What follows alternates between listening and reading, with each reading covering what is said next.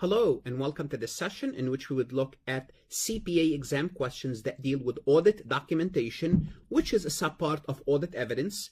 And this topic is very important whether you are an accounting student or a CPA candidate, especially if you're a CPA candidate.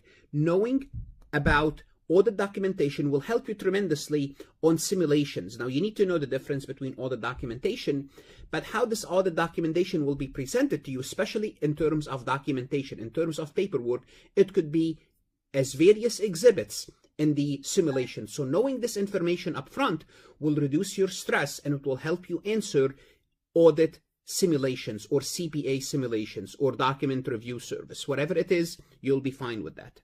Now, I don't replace your CPA review course if you are taking Becker, Roger, Gleim, Wiley, or any other course. I can be a useful addition. You can add me.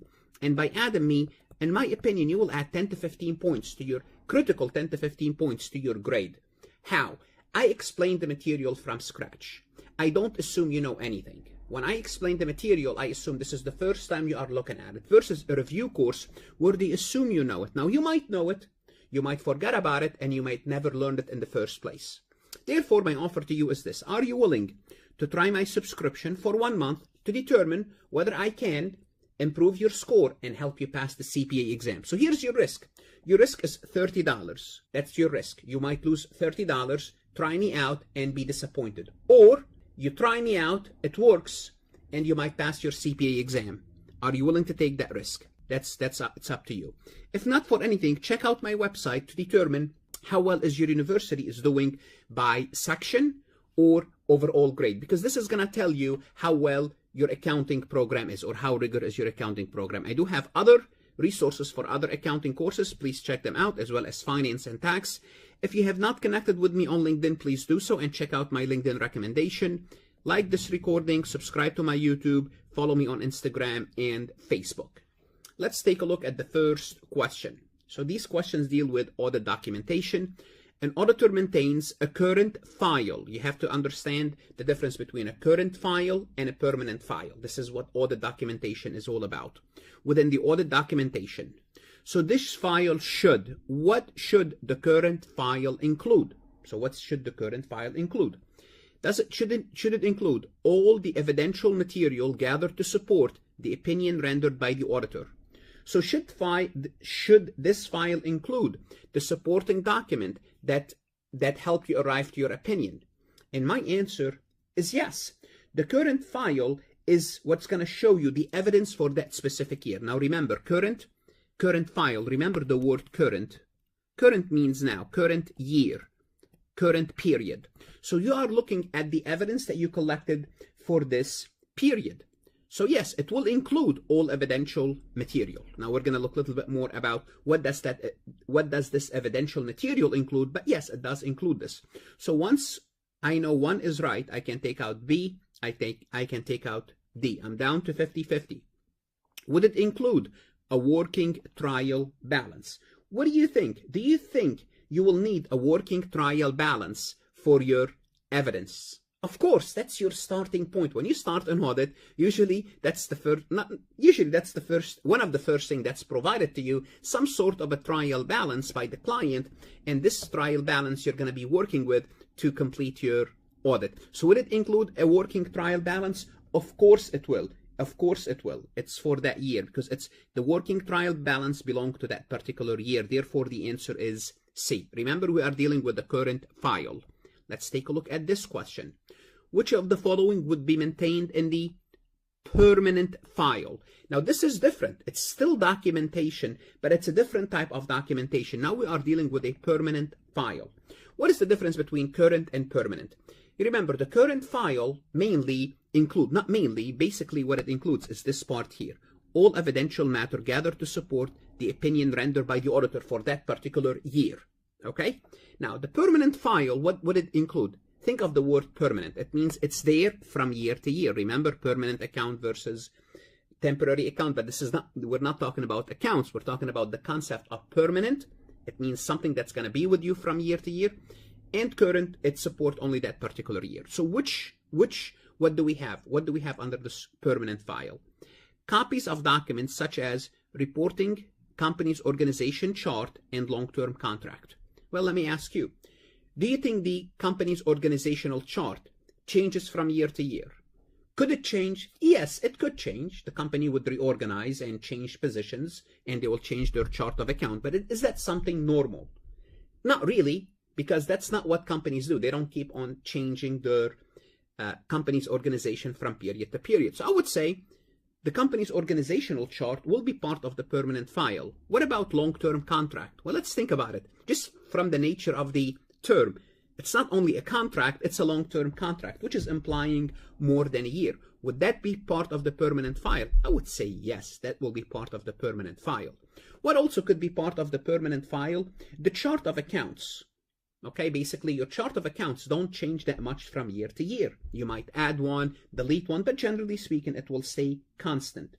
Well, something similar to long-term contract is, for example, if you have long-term bond, you might have the bond contract, the bond indenture. That would also be kept in the permanent file. Therefore, 1 is there. So I'll take out B.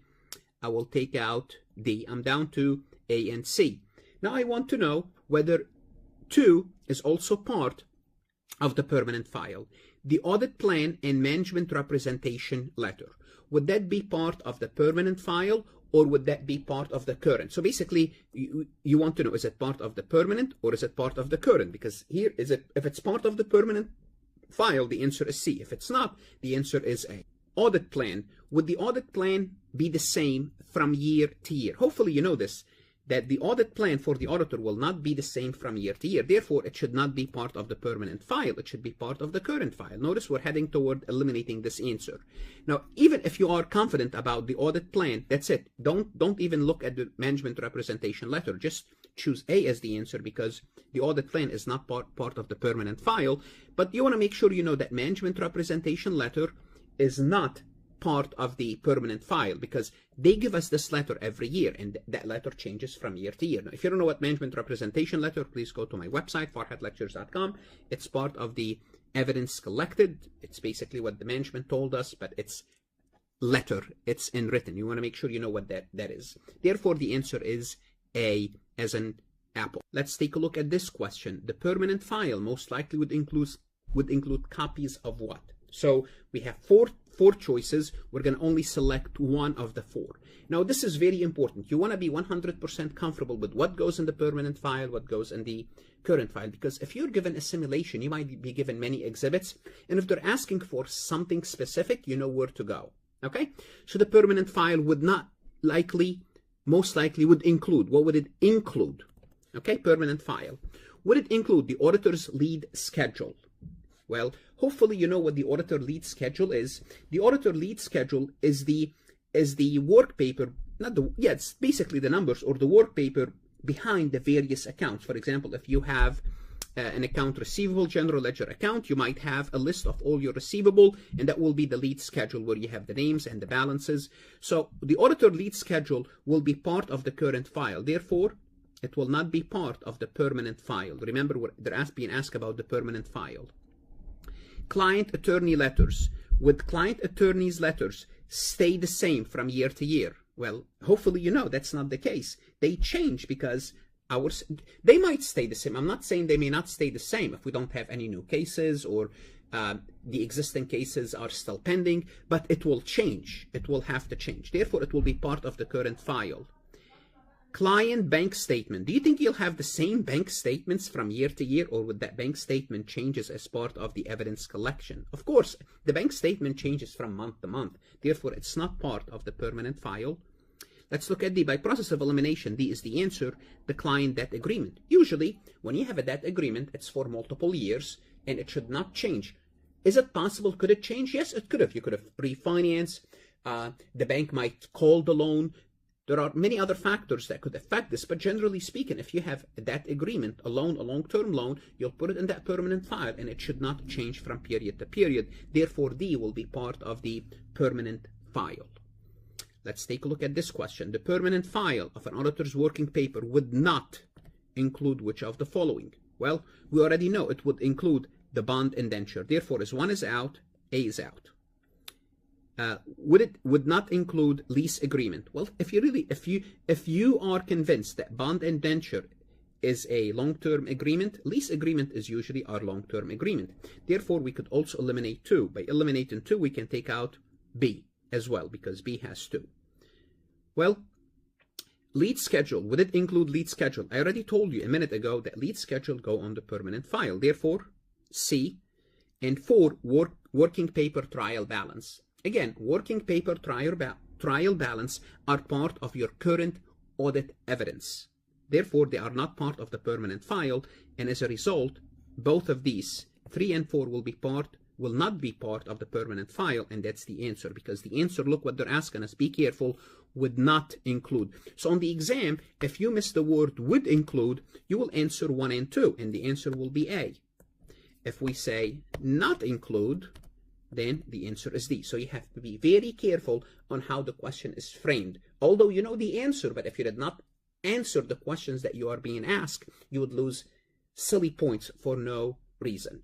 Now again, at the end of this recording, I'm going to ask you to like this recording, share it, and once again, my challenge to you, my offer to you is this: are you willing to risk $30 to try out my system? And by trying out my system, you can have a better chance getting 75 or better on your CPA exam. I don't replace your CPA prep course. I told you that from the beginning, so don't be intimidated where I don't need, I'm not, some students say, I have Becker, I don't need you. Well, that's fine, you have Becker, but I can help you with Becker. I have Roger, I can help you with Roger. I am not competing with your CPA prep course. I'm like a supplement, a vitamin to your studies. Study hard. Good luck. Remember, the CPA exam is a 30 to 40 year investment. Don't shortchange yourself. Stay safe, most importantly.